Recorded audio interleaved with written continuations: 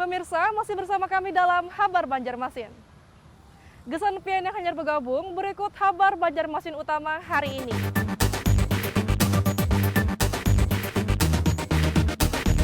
Dua kelurahan di Banjarmasin yang sudah sempat menjadi zona hijau dan kuning kembali menjadi zona merah lantaran ditemukan adanya sejumlah warga terkonfirmasi COVID-19.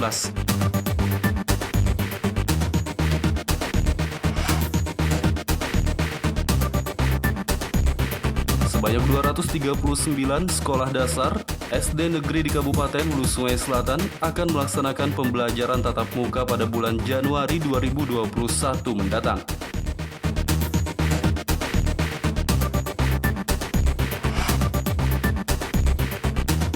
Warga Desa Tatahalayung, Kecamatan Mandastana, Kabupaten Batola, mengeluhkan jalan dan jembatan rusak di kawasan setempat.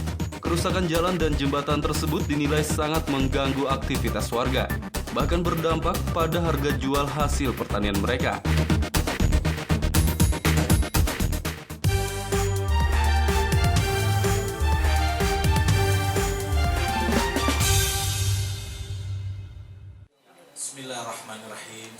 Masing-masing pasangan calon gubernur Kalimantan Selatan mengklaim memperoleh suara lebih unggul dibandingkan pesaingnya.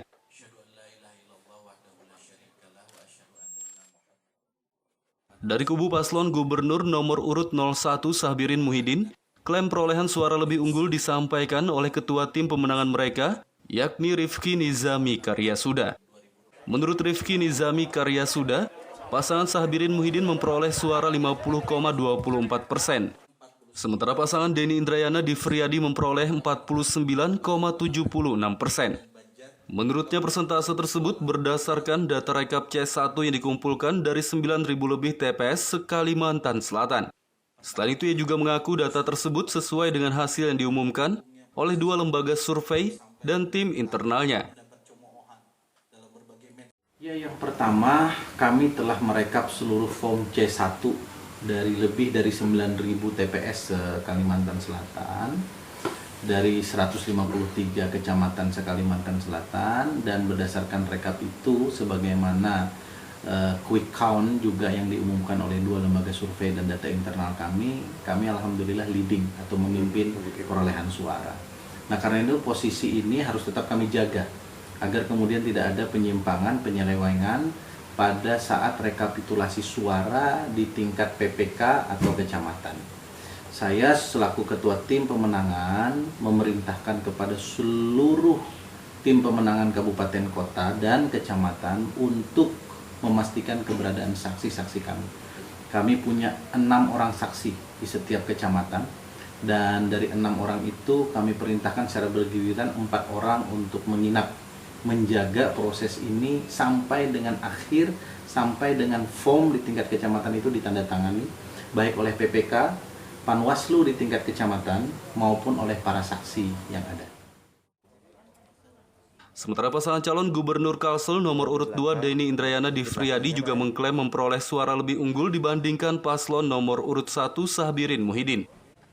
Calon gubernur Kalsel nomor urut 2 Denny Indrayana mengaku pasangannya unggul beberapa poin dibandingkan pasangan nomor urut 1. Menurutnya keunggulan tersebut berdasarkan pantauan quick count di beberapa televisi nasional dan laporan dari timnya.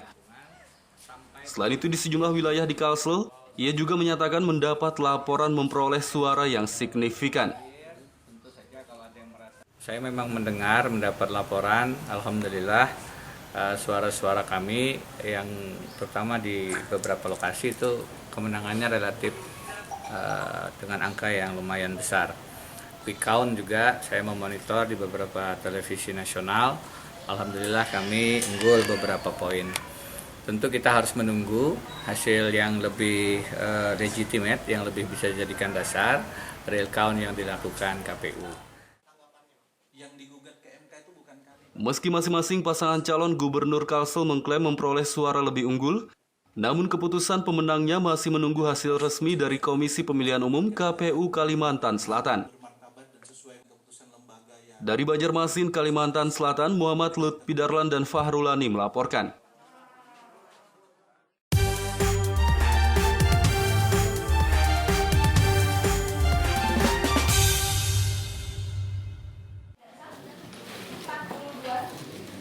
Rekapitulasi surat suara di tingkat kecamatan Sabtu siang lalu dipantau oleh Wakil Ketua DPRD Banjarmasin.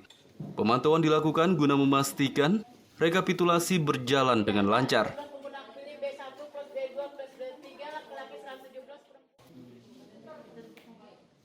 Rekapitulasi surat suara hasil pemilihan kepala daerah Pilkada Gubernur Kalsel dan Wali Kota Banjarmasin sudah mencapai di tingkat kecamatan. Untuk memastikan rekapitulasi berjalan dengan lancar, legislator memantau langsung prosesnya pada Sabtu siang lalu. Wakil Ketua DPRD Banjarmasin Matnur Ali menyatakan, proses rekapitulasi surat suara di tingkat kecamatan berjalan lancar, tidak ada kendala. Menurutnya data surat suara hasil pemilihan di kota Banjarmasin sudah sah dan sesuai atau tidak ada yang berbeda. Mantau melihat jalannya perhitungan ya. Untuk sementara di Banjarmasin Tengah alhamdulillah bagus, lancar saja, dan tidak ada, saya sudah bertanya dengan panitia penyelenggara pemilu di kecamatan, tidak ada yang signifikan perbedaan antar perhitungan di TPS maupun dengan KPPS. Alhamdulillah, artinya stabil saja. Nah, kemudian tidak ada yang mengargumentasikan ataupun hal-hal yang berkaitan ada selisih antara hitungan. Alhamdulillah, ya, mudah-mudahan ini sampai berlanjut sampai nanti malam itu berakhir hari ini. Dalam kesempatan ini Matnur Ali juga mengucapkan rasa syukur karena perhelatan pilkada di Banjarmasin berjalan lancar dan aman, serta tidak ada korban jiwa seperti pada Pileg dan Pilpres lalu.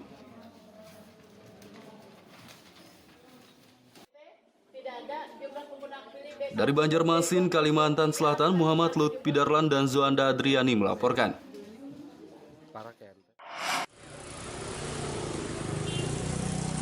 Sejumlah veteran dan warakawuri di Banjarmasin akhir pekan lalu diberi bantuan sembako oleh Koramil 100703 Banjarmasin Barat Tengah. Pemberian sembako untuk veteran dan warakawuri ini merupakan program bakti sosial dalam rangka memperingati Hari Juang TNI Angkatan Darat. Bakti sosial pemberian sembako untuk veteran dan warakawuri yang dilakukan oleh sejumlah prajurit Koramil 100703 Banjarmasin Barat Tengah berlangsung pada akhir pekan lalu. Mereka menyerahkan sembako tersebut secara langsung dengan mendatangi satu persatu rumah veteran dan warakawuri di sejumlah kawasan di Kecamatan Banjarmasin Barat dan Tengah. Dan Ramil 100703 Banjarmasin Barat Tengah, Mayor CJI Tandra Wideru mengatakan, kegiatan ini digelar dalam rangka memperingati Hari Juang TNI Angkatan Darat yang jatuh pada tanggal 15 Desember mendatang. Hari ini ada dalam rangka memperingati Hari Juang Kartika atau Hari Juang TNI AD, Hari Angkatan Darat. Jadi wujud perhatian dari Komando Atas, dari Angkatan Darat, kepada veteran maupun para kawori, yaitu senior-senior kami, pendahulu kami di TNI AD, dengan memberikan perhatian. Kita datang juga membawa hanya perhatian lah, sedikit sembako untuk membantu ala kadarnya pada senior-senior kita. Ada berapa totalnya dan mungkin? Di Banjarmasin Barat Tengah ini ada sekitar 18 veteran maupun warakawuri yang kami akan sambangi untuk kegiatan ini.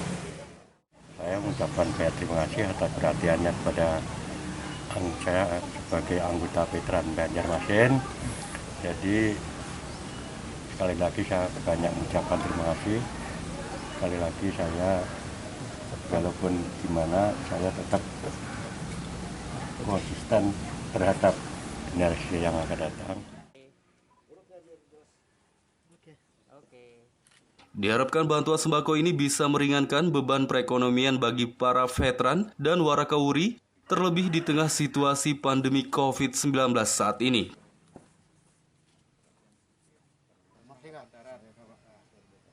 Dari Banjarmasin, Kalimantan Selatan, Muhammad Lutfi Darlan dan Hafiz Arrahman melaporkan.